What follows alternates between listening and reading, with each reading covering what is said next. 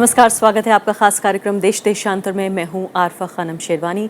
आज दुनिया भर में अंतर्राष्ट्रीय मानवाधिकार दिवस मनाया जा रहा है। 10 दिसंबर 1948 को संयुक्त राष्ट्र ने universal declaration of human rights को अपनाया था, अडॉप्ट किया था। इस दिन के बाद से ये माना गया कि दुनिया का हर आदमी, चाहे वो किसी भी जाति, धर्म, रंग या संप्रदाय का हो, एक बराबर होगा। और यही मेरे और आपके मानवाधिकारों की बुनियाद भी है। हालांकि दुनिया के देशों ने बहुत से ऐसे काम किए जिससे इन अधिकारों को मजबूती मिले, लेकिन उससे भी कहीं ज़्यादा ऐसी घटनाएं हुई जिससे साबित यह हुआ कि सभी इंसानों को बराबरी का दर्जा अभी तक नहीं मिल पाया है, बल्कि लगातार इन अधिकारों का हनन होता रहा है। और अक्सर इसकी बुनियाद धर्म, जाति और रंग ही रहा है।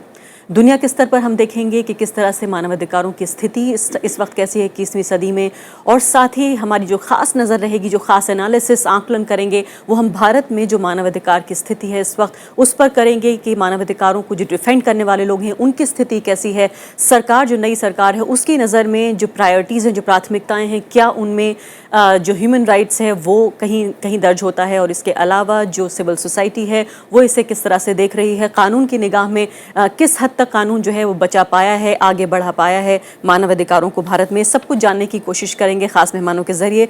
मेरे साथ स्टूडियो में एनडी पंचोली हैं, जाने माने वकील हैं और ह्यूमन राइट्स एक्टिविस्ट हैं। उन्होंने पहले प्रोफेसर गिलानी, जो कि आतंकवाद के मामले में गिरफ्तार किए गए थे, और उसके बाद अफजल गुरु, दोनों का मुकदमा लड़ा है एनडी पंचोली साहब ने। और जाहिर है उनकी ये लड़ाई आसान नहीं रही होगी। आप समझ रहे होंगे कि राष्ट्रवाद की जब भावनाएं ऊपर होती हैं तो ऐसे वक्त में किस तरह से उन लोगों को जिनको आतंकवादी कहा गया और उस इल्ज़ाम में उनकी गिरफ्तारियां हुई, कितना मुश्किल इनके लिए रहा होगा उनको डिफेंड करना, लेकिन फिर भी वो टस से मस नहीं हुए। दूसरी महत्वपूर्ण मेहमान मेरे साथ जानी मानी सोशल एक्टिविस्ट एनी राजा हैं, जो कि मानवाधिकारों को आगे रखने में और महिला अधिकारों की लड़ाई में भी खासकर बहुत आगे रही हैं, बढ़ चढ़ कर हिस्सा लिया है। हर्ष मंदर साहब भी मेरे साथ मौजूद हैं, जो कि एनएसी के मेंबर रह चुके हैं, राइटर हैं, जाने माने सोशल एक्टिविस्ट हैं, जाहिर है किसी परिचय के मोहताज नहीं हैं।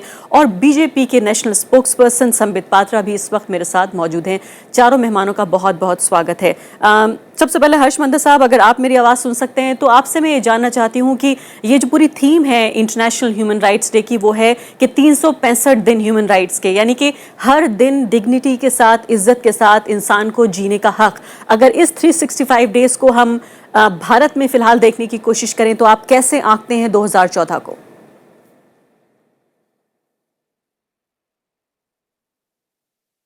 जी हाँ, उनको मेरी आवाज़ शायद नहीं आ रही है। यही सवाल एनी राजा मैं आपसे पूछना चाहूँगी कि किस तरह से आप आंक रही हैं 2014 को, अब बिल्कुल ख़त्म होने वाला है। देखो, जो जब से ये कन्वेंशन, इंटरनेशनल जो ये कन्वेंशन बहुत यूएन ने एक्सेप्ट किया है, इसके बाद बहुत सारे बदलाव खासकर हमारे देश में भी आ गया है। बहुत सारे कानून जो महिला की पक्ष में और चिल्ड्रन की राइट्स के पक्ष में, ऐसा बहुत सारी जो कानून भी हमारे देश में बनाया है। मगर एक पॉजिटिव एस्पेक्ट है, ये मैं नहीं बोलूँगी बिल्कुल कुछ भी नहीं बदला हुआ है और कुछ भी नहीं हासिल नहीं कर पाए। बहुत सारी चीज़ ये हर वक्त उल्लंघन हो रहे, तो भी हमें एक आशा है इन कानूनों के मदद से हम अपनी जो हक के बारे में जो हम लड़ाई लड़े, वो हक कहीं ना कहीं एक दिन हम हासिल कर पाओगी। तो ये एक सबसे एक उपलब्धि है कि हमारे देश के अंदर आज कुछ कानून है। मगर मैं 2014 को देखेगा तो मेरा एक महिला कार्यकर्ता होने के नाते मेरा अंदर आज भी एक बहुत बड़ा एक ये चिंता ये है कि महिला के ऊपर हो रही है जो अत्याचार को लेके, और महिला को और जो पॉलिटिकल पार्टिसिपेशन का, जो इक्वालिटी की बात कर रहे, जो पॉलिटिकल इक्वालिटी हमारे देश के अंदर बिल्कुल नहीं है, और जो महिला को बिल्कुल नहीं है आप ये कह रही हैं, या अगर कंपैरिजन में देखें तो कम है? ना मैं ये बोल रही कि जो डिसीजन मेकिंग बॉडीज का अंदर महिला का जो भागीदारी बिल्कुल अभी इतनी साल के आज़ादी के इतने साल के बाद हमारी देश के अंदर 11% महिला आज पार्लियामेंट के अंदर बैठी है। तो मेरा कहने का मतलब ये है कि जो डिसीजन मेकिंग बॉडीज़ का अंदर जब तक महिला की जो एक राय नहीं जाती है, तो हम समझते हैं बाकी कितना भी जो कानून महिला की पक्ष में हो, वो सारी कानून जो लागू करने में भी बहुत जो एक एक नॉन सीरियस अप्रोच होगी। तो मेरा इसलिए मेरा ये चिंता है कि जब तक जो हमारे सामने सबसे पहला, जो महिला के सामने सबसे पहला एक चुनौती ये है, महिला को एक सिटीजन के रूप में मानना, वो मान्यता हमें मिलना। हम सब लोग बोल रहे भाई क्या है, माए बहने, तो हम सिर्फ क्या माए बहने हैं? क्या हम इस देश का सिटीजन नहीं है? क्या हम इस देश की जो नेशनल बिल्डिंग में कोई कंट्रीब्यूशन नहीं करती है? तो सबसे पहले यह है कि हमारी एक सिटीजन का दर्जा मिलना, वो उसी प्रकार महिला को एक डिग्निटी मिलना, दैट इज द बिगर, वो सबसे बड़ा एक चुनौती हमारी। संबित पात्रा, मैं आपकी तरफ आना चाहूंगी और साथ जो फिलहाल ताज़ा जो घटना है उससे मैं जोड़ना चाहती हूँ और इसके जरिए ये समझना चाहती हूँ कि आपकी सरकार का विजन क्या है ह्यूमन राइट्स को लेकर, मानवाधिकारों को लेकर। प्रधानमंत्री नरेंद्र मोदी ने कश्मीर में ये कहा कि जो फौजियों ने, आर्मी के लोगों ने जिस तरह से कुछ मासूम लड़कों को गोली मारी, उनकी मौत हुई और उसके बाद जिस तरह से माफ़ी, उन्होंने कहा कि ये सिर्फ मोदी सरकार में ही मुमकिन है और उन्होंने अपोलोजाइज किया। इसको आप क्या माने कि ये पैमाना है? क्या ये माने कि वाकई ये स्टेटमेंट ये बताता है कि मानवाधिकार जो है आपकी सरकार की प्राथमिकताओं में है? देखिए, दो चीजें हैं। इससे पहले कि मैं आपके इस स्पेसिफिक प्रश्न का उत्तर दूं, मैं चाहूंगा कि मेरे से पूर्व वक्ता जो कह रही थी, बहुत सही कहा उन्होंने, महिलाओं के विषय में चिंता व्यक्त की, मगर चूंकि एक एकेडमिक डिस्कशन है, मैं यहाँ अच्छे से याद भी दिला दूं कि जिस यूनिवर्सल डिक्लेरेशन जिसको 1948 में यूएन में लाया गया था, उसमें जो इंडिया की तरफ से रिप्रेजेंटेटिव गई थी वो एक महिला थी, डॉक्टर हंसा मेहता गई थी, और उनके काफी सारे सजेशंस को, और खास करके जेंडर इक्वालिटी के जो सजेशंस थे, इस यूनिवर्सल डिक्लेरेशन ने अपनाया था। तो ये हिंदुस्तान के लिए फख्र की बात है कि जिस जेंडर इक्वलाइजेशन के बारे में आज हम बात कर रहे हैं, उसको अगर इंडोक्ट्रिनेट किया गया था यूएन में, तो वो हमारी ही एक बहन थी जिसके कारण से ये हुआ था। इसके कारण हमें अपना पीठ भी थपथपाना चाहिए। हालांकि संबित, वहां मां बहन कहने पर कि अभी नारीवादियों को बहुत एतराज है मां और बहन कहने पर। मैं सबसे पहले ये बोला बहुत चीज हमने हासिल किया है। नहीं, वो देखिए, नहीं बोला हमने कुछ भी हासिल नहीं किया है। किसी को ये नहीं, मैं आपको कॉन्टेस्ट नहीं कर रहा था, मैं तो एक एकेडमिक पॉइंट ऑफ व्यू रख रहा था, क्योंकि आज का दिन महत्वपूर्ण है और इसलिए आज के दिन में हिंदुस्तान के लोगों को मालूम होना चाहिए कि इस आवाज को यूएन में 1948 में हिंदुस्तान की तरफ से किसने बुलंद किया था। ये एक जनरल नॉलेज का विषय है जो लोगों को होना चाहिए। मैं उस संगठन से है 1975 का इंटरनेशनल वीमेंस डे डिक्लेयर करने में मेरी संगठन national federation of Indian women बहुत बड़ा भूमिका निभाई थी, तो इसलिए इसमें कोई तर्क के विषय नहीं है। वो आपका और मेरा लड़ाई नहीं है, ये इंडिया की लड़ाई है। यही मैं बोल रही है, हमारी और आपकी लड़ाई बात नहीं है। जी संबित, अपनी बात पूरी करिए। जी मैं ये कह रहा था कि जो आपने स्पेसिफिक सवाल पूछा कि नरेंद्र मोदी जी ने अभी श्रीनगर में भाषण के दौरान जो कहा कि हमने जिस प्रकार से ये इंश्योर किया कि अगर आर्मी से गलती हुई आसपा के अंतर्गत, तो आर्मी आगे बढ़कर प्रोएक्टिवली इस पे माफी भी मांगे और त्वरित कार्यवाही भी हो। ये एक बहुत बड़ा कदम होता है, क्योंकि पहले भी हमने देखा है कि देखिए, पहली बात तो है कि आर्मी जो आसपा को लेकर जिस प्रकार से एक एस्पर्शन वहां दिखाया गया था, याद रहे कि वो एक एनेबलिंग क्लॉज है और जो जम्मू कश्मीर को अच्छी तरह से गवर्न करने के लिए और लोगों को ठीक रखने के लिए, ह्यूमन राइट्स मेंटेन रहे, उस कदम में काम करती है, ना कि एक्सेप्शन में। मगर एक्सेप्शंस भी कभी कभी होते हैं, और जब एक्सेप्शंस होते हैं तो हम ह्यूमनली उन्हें एक्सेप्ट करें और अपने आप को कानून के हवाले करें, यह महत्वपूर्ण है। और इस दिशा में नरेंद्र मोदी जी ने कहा कि हमने इंश्योर किया कि जिन्होंने गलती की उनके ऊपर कार्यवाही हो और वो माफी मांगे। ये बहुत अच्छा एक संदेश पूरे देश में भेजता है। जी हाँ, लेकिन संबित पात्रा, इसके साथ जो मानवाधिकार कार्यकर्ता हैं, बहुत लंबे समय से उनकी मांग है, इरोम शर्मिला का मामला आपके सामने है, लगातार वो योद्धा लड़ रही है कि जो अफस्पा है उसको हटाया जाए। जब मानवाधिकारों के लिए जो प्रतिबद्धता है सरकार की, एनडीए सरकार की, क्यों ना इस कानून को खत्म कर दिया जाए? क्यों ना उस चीख पुकार को सुना जाए जो पिछले इतने सालों से मानवाधिकार कार्यकर्ता कर रहे हैं? देखिए, एक बहुत महत्वपूर्ण विषय है और मेरा खास करके मानना है कि सरकार को हर पक्ष को सुनना चाहिए, तभी वो सरकार है।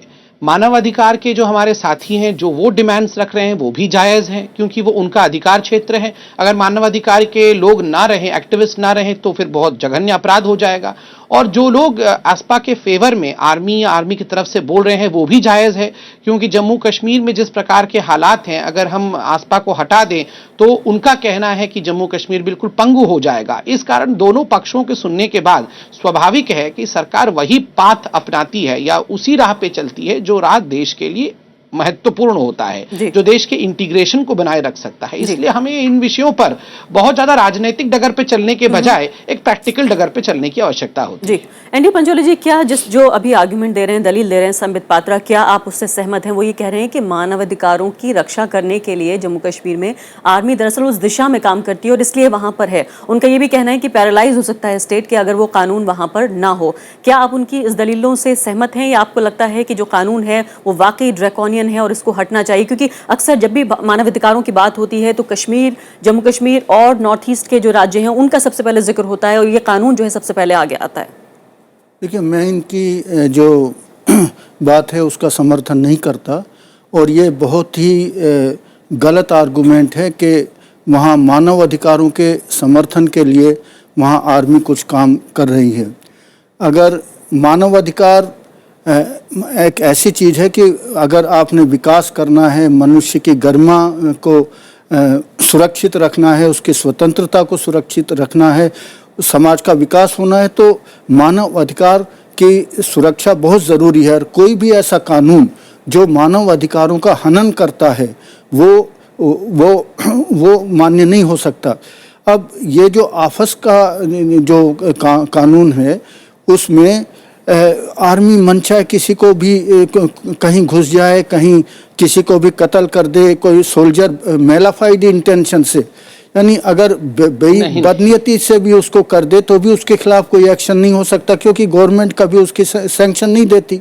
और बहुत सारे ये जो अभी जो इन्होंने जिक्र किया कि हमारी सरकार ने वो किया, मैं उसको अभी नहीं, क्योंकि एक इलेक्शन आने वाले थे, उसमें उन्होंने कुछ शायद ये एक पॉलिटिकल मूव भी हो। नहीं, और आपको क्या लग रहा है कि जो पॉलिटिक्स है बीजेपी की, क्या उसमें भी एक शिफ्ट नजर आया इस स्टेटमेंट से आपको? नहीं, मुझे कोई इसमें शिफ्ट नज़र नहीं आ रहा, क्योंकि अभी तो देखना है, अभी तो आगे उनको सज़ा मिलती है नहीं मिलती है। अभी तक जितने भी मामले हुए मानव अधिकार हनन के आर्मी के द्वारा, उसमें कोई भी ट्रांसपेरेंसी नहीं है कि क्या वाकई में, मैं तो बहुत सारे आपको गिना सकता हूँ अगर यहाँ पर समय नहीं है, जो कि आर्मी ने इतने मानव अधिकारों का हनन किया है, इतने लोगों की जानें गई हैं, उसमें नुकसान हुआ है कि आपको अगर जनता को पता लगे तो ताज्जुब होगा। जो कुनान पोशपुरा का केस 1990 का केस, हम जानते हैं कि किस प्रकार से आर्मी ने वहाँ पर किया, क्या रेप करते हैं, लोगों को लूटते हैं जिस तरह के, और ये डॉक्यूमेंटेशन है, लेकिन उसको देश की सुरक्षा, देश के सुरक्षा के नाम पर मानव अधिकारों का हनन किया जाता है। जी हाँ, बिल्कुल। हर्षमंदर जी इस वक्त मेरे साथ जुड़ गए हैं, इससे पहले शायद वो हमारी आवाज़ नहीं सुन पाए थे। हर्षमंदर जी, ये बताइए कि हम आज चर्चा इस बात पे कर रहे हैं कि जो अंतर्राष्ट्रीय मानवाधिकार दिवस है उसमें दुनिया भर में तो बहुत कुछ हो रहा है, उस पर भी ज़रूर आएंगे, लेकिन भारत में कैसी स्थिति है मानवाधिकारों की? खासकर अगर बहुत बहस को लंबा चौड़ा ना भी करें तो सफ़र हमने कितना तय किया ये तो महत्वपूर्ण है, लेकिन सन 2014 को आप किस तरह से देखते हैं? और खासकर इस 2014 में भी 6 महीने जो हैं वो एनडीए सरकार के रहे हैं, आप किस तरह से जज करेंगे, किस तरह से आकलन करेंगे? देखिए, हिंदुस्तान में कुछ उपलब्धियां पिछले कुछ सालों से हुई हैं ज़रूर, क्योंकि जो मानवाधिकार का एक सोच था कि 2 किस्म के अधिकार होते हैं। एक सोशल इकोनॉमिक राइट्स हैं, जैसे भोजन का अधिकार, शिक्षा का, स्वास्थ्य का अधिकार। तो सरकारें मानती थीं कि इनको आप मतलब एक तरह से कोर्ट के माध्यम से या कानून के माध्यम से उसको हम सुनिश्चित नहीं कर सकते। सिविल पॉलिटिकल राइट्स मतलब आपको इलीगली बंद कर दे या आपके बोलने का अधिकार बंद करे, उसको तो हम कोर्ट में जा सकते हैं, लेकिन भोजन के अधिकार, शिक्षा के अधिकार, इस तरह के अधिकारों को हम नहीं कोर्ट में कर सकते हैं। लेकिन जो हिंदुस्तान की अंतर्राष्ट्रीय स्तर पे बड़ी उपलब्धि है कि एक तरह से हमारे देश में कम से कम हमारे संसद और हमारे कोर्ट्स ने पहचाना है कि जीने के अधिकार, जीवन का जो अधिकार है, उसके साथ साथ जुड़े हुए जीवन से जो चीज़ें ज़रूरी हैं, जैसे शिक्षा, स्वास्थ्य, इनको लागू करने के लिए भी कानून का संरक्षण ज़रूरी है। लेकिन एक तरफ जहाँ ये हक तो हमें मिल रहे हैं, लेकिन इनके प्रति हमारी कितनी इसको लागू करने के लिए, नरेगा का जहाँ तक सवाल है या भोजन के अधिकार का, खाद्य सुरक्षा अधिनियम, शिक्षा के अधिकार, मुझे लगता है कि क्रियान्वयन में बहुत कमजोरी अभी भी रही है। लेकिन ज़्यादा 2014 में मेरी चिंता एक तरफ तो यही है कि जो ढांचा सोशल इकोनॉमिक राइट्स का बना है वो किस हद तक और ज़्यादा कमज़ोर होगा या ज़्यादा मजबूत होगा, उस दृष्टि में हम सरकार के दृष्टिकोण को समझ नहीं पा रहे हैं। लेकिन मुझे जो ज़्यादा चिंता है वो है कि जो माइनॉरिटीज़ के जो हक हैं, जो अल्पसंख्यक समुदाय के जो लोग हैं, उनके मन में पिछले 6 महीनों में छोटे छोटे बड़े बड़े घटनाएं, लोगों के जो भाषण हैं, सांप्रदायिक हिंसा की जो घटनाएं हैं, वो जगह जगह बढ़ती जा रहे हैं। एक लो लेवल इंटेंसिटी पर उसका एक फैलाव और एक डर, खौफ का माहौल माइनॉरिटीज में है। ये मुझे लगता है कि सबसे ज्यादा मुझे ये इन दो चीजों की चिंता है। मैं वापस आती हूँ हर्षमंदर जी, वापस आती हूँ। संबित पात्रा यहाँ पर, आर्थिक जो अधिकार हैं उनके प्रति संबित पात्रा यहाँ मौजूद है। पहले मैं आपके 2 सवालों का जवाब उनसे लेती हूँ, फिर आपकी तरफ वापस आऊंगी मैं। लेकिन दूसरी तरफ जो हर्षमंदर शायद मेरी आवाज नहीं सुन पा रहे हैं। संबित पात्रा, जल्दी से मैं आपसे जवाब ले लेती हूँ। 2 महत्वपूर्ण बातें कही हैं फिलहाल हर्षमंदर साहब ने। पहली बात तो उन्होंने ये कहा कि वो ये जानना चाहते हैं कि जो आर्थिक अधिकार हैं लोगों के, उन पर सरकार की प्रतिबद्धता क्या है, पहला सवाल। और इसी सवाल का दूसरा हिस्सा ये है, वो ये कह रहे हैं कि पिछले 6 महीनों में जिस तरह की बयानबाजियां हुई हैं, जो लो लेवल इंटेंसिटी का ही सही, लेकिन जिस तरह का जो कम्युनल हार्मनी बिगड़ी है, उससे अल्पसंख्यकों में जिस तरह का डर है, उसको लेकर उन जैसे मानवाधिकार कार्यकर्ता में एक चिंता की भावना है। दोनों सवालों का जवाब। देखिए, पहला सवाल का जवाब यही है, जो आपने आर्थिक प्रतिबद्धता के लिए पूछा, तो इसका जवाब जो है खुद प्रधानमंत्री जी ने सदन में दिया है। जब प्रधानमंत्री जी ने कहा कि ये सरकार गरीबों की सरकार है, हम गरीबों के लिए काम करेंगे, उनके हित के लिए काम करेंगे, तो स्वाभाविक रूप से प्रधानमंत्री जी ने महात्मा गांधी के उसी बयान को ध्यान में रखते हुए कहा कि कोई भी निर्णय लो तो आप जरूर आंख बंद करके एक बार सोच लेना कि जो सबसे गरीब व्यक्ति है उस तक उसका कोई बेनिफिट पहुंचता है कि नहीं पहुंचता है। तो ये सरकार उस पर प्रतिबद्धता है।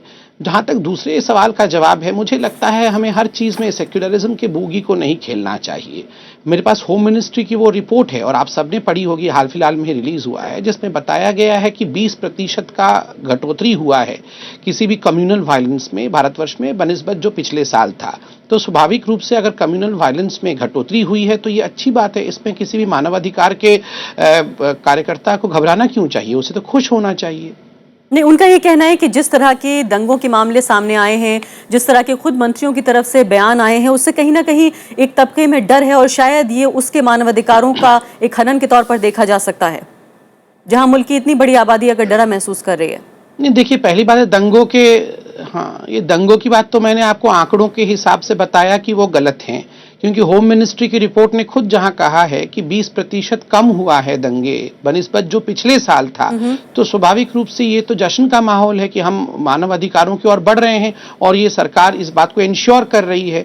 और जहां तक बयानबाजी का सवाल है, तो मुझे लगता है थोड़ा मानव अधिकार के मेरे जो भाई हैं वो लोग सिलेक्टिव हियरिंग ना करके सभी जगह की बातों को भी सुने। और हाँ, अगर हमारे लोगों ने गलत बयानी की है तो हमने निंदा भी की है। हम नहीं चाहते हैं कि कोई हमारे लोग, हमारे जो मंत्री हैं वो गलत बयानी करे, बिल्कुल उसकी निंदा होनी चाहिए, मगर थोड़ी सिलेक्टिव हियरिंग भी कम होनी चाहिए, ओवैसी इत्यादि को भी सुन लेना चाहिए। बिल्कुल। हर्षमंदर जी,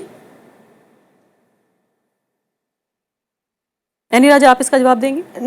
अभी जो हमारी जो आप साथी ने ये बताया है कि जो आज 20% कम हुआ है, नहीं, वो उसमें मैं आऊंगी। जो सबसे बड़ा एक मानवाधिकार ये भी है कि मुझे जो भय ना हो के जीने का एक अधिकार है। अभी दिल्ली के अंदर ही देखिए, ये कोई पॉलिटिक्स नहीं बोल रहे, राजनीति का बात हम नहीं बोल रहे।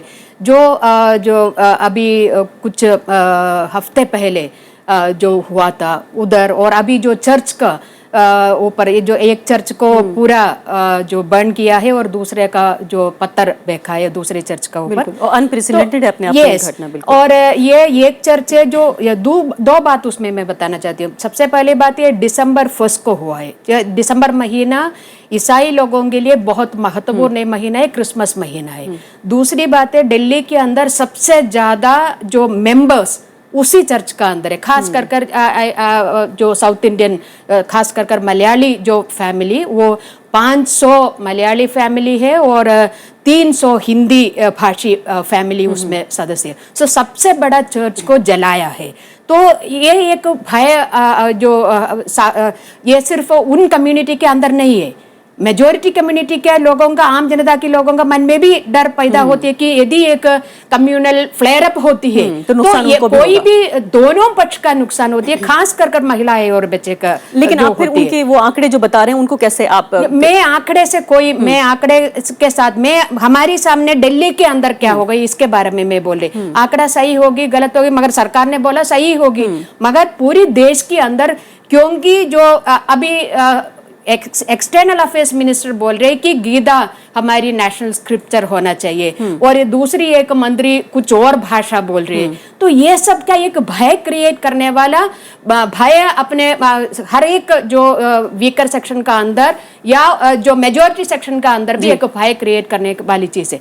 इन्होंने ये बताया कि ये सरकार गरीब जनता की सरकार है, और जो गांधी जी का नाम भी इन्होंने ले लिया। इसलिए मैं एक बात बताना चाहती हूँ, गांधी जी का जो चश्मा लेके स्वच्छ भारत जो का अभियान शुरू किया है, स्वच्छ भारत अभियान बहुत अच्छा है, करना चाहिए, मगर जो मैनुअल स्कैवेंजिंग कर रहे हैं उन लोगों के बारे में अभी तक कुछ क्या बातें की है?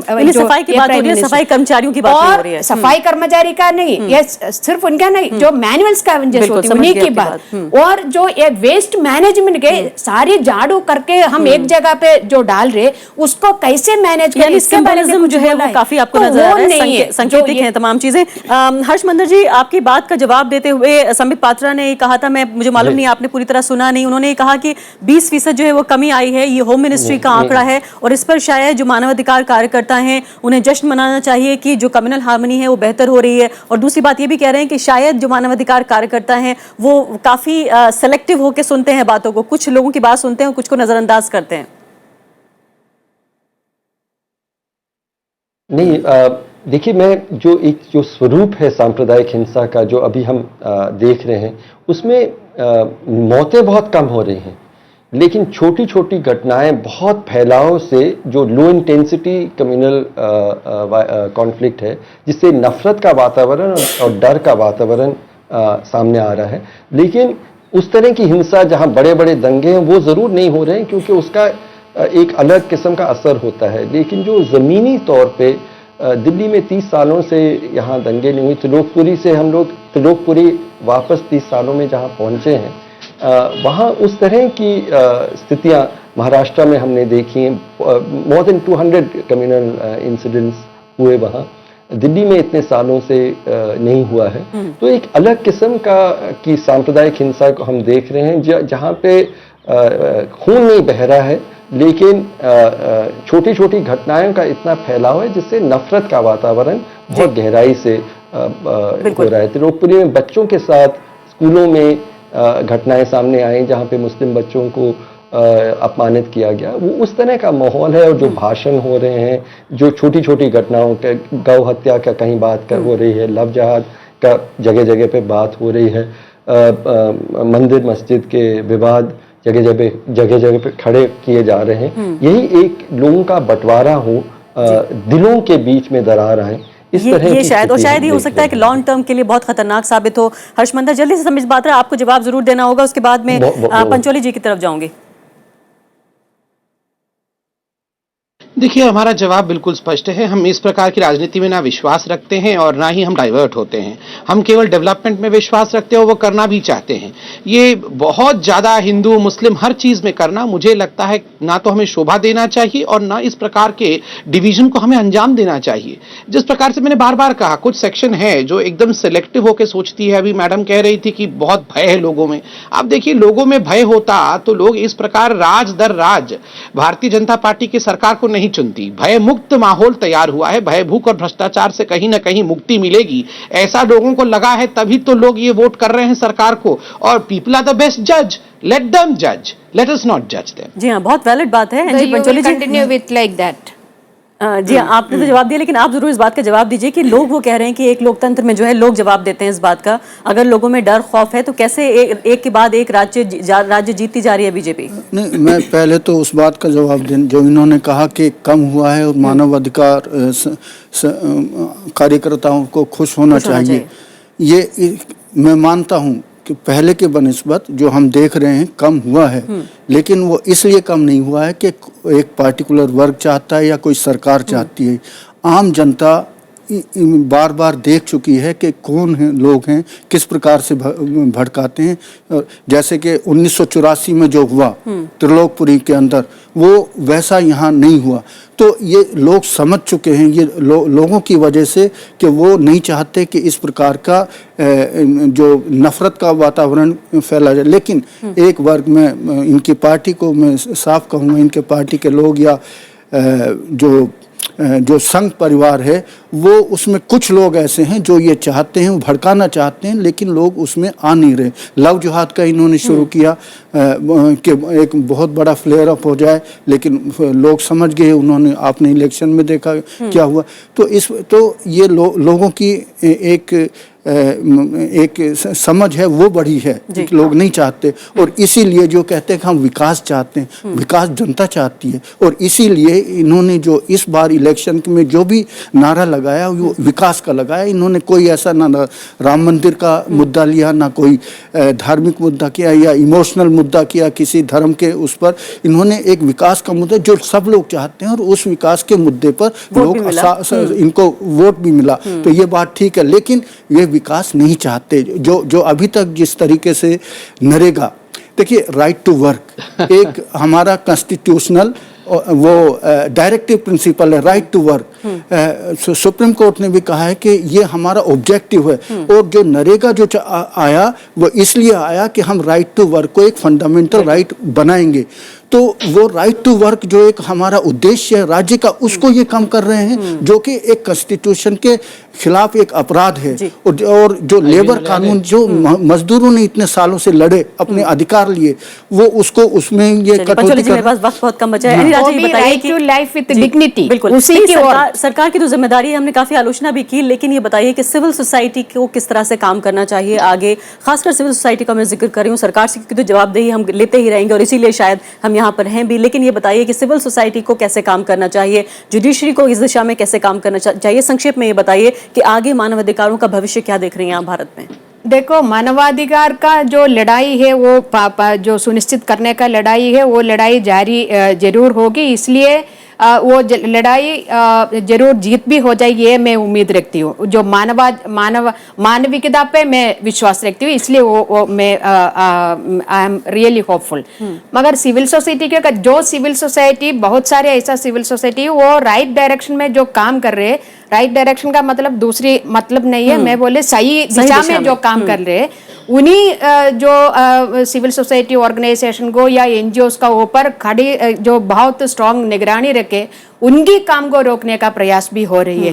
तो ये एक तरफ आप जब जो गरीब की सरकारें बोल रही है, दूसरी तरफ जो हम जो इंटरनेशनल जो कन्वेंशन और जो डिक्लेरेशन सबको आप छोड़ो, हमारी अपनी संविधान है, हमारी देश के संविधान है। उस संविधान के अंदर मुझे बहुत सारे जो हक सुनिश्चित जो इंश्योर किया है, वो सुनिश्चित किया हुआ जो हक कानून जो संवैधानिक हक मुझे इंश्योर करने का काम जो सरकार को करना चाहिए, उस दिशा में करना चाहिए, ताकि ये नहीं है आज उनके पास 10 दिन का काम मिल रहे, वो भी आप छीन रहे और दूसरी बहुत अच्छी बात आप कह रही हैं। और एक देश के तौर पर शायद अपना जो चेहरा है हम तभी रोशन कर पाए पूरी दुनिया में, इंटरनेशनल स्तर पर, जब शायद मानवाधिकार यानी विकास के साथ साथ जो बराबरी है, बराबरी का विकास जो है वो हमें मिले। और जाहिर है जिस तरह से हमने आज सरकार की आलोचना की और तमाम तरह के मुश्किल सवाल पूछे, ये भी शायद ये बताता है कि ये भी हमारे मानवाधिकार हैं कि हम अपने को अच्छे तरीके से एक्सप्रेस कर सकें और जो हमारा ओपिनियन है, हमारी राय है, वो बता सकें सबको। ये शायद एक हद तक कहा जा सकता है कि भारत में मानवाधिकारों की जीत है, लेकिन बहुत लंबा सफर अभी तय करना बाकी है। इसी के साथ अभी के लिए इतना ही। सभी मेहमानों का बहुत बहुत शुक्रिया।